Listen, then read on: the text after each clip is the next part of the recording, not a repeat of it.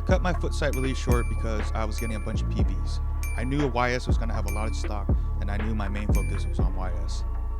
If you're wondering why I have these emotes up, the reason is my previous Yeezy releases, my keys got leaked due to Splash Force resetting to enabling magic. A lot of people are asking me how many copies of Splash Force I ran. I ran about 8 copies of Splash Force. Majority of my Splash Force were ISPs and DCs from Dash and Oculus.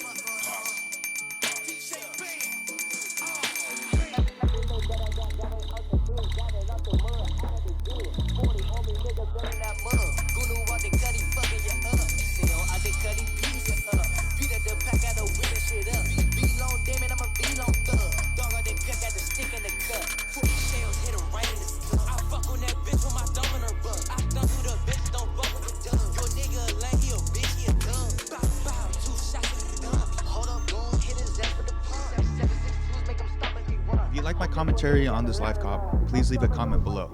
I'll do my best to be more informative on my next live cop release. Thank you for tuning in.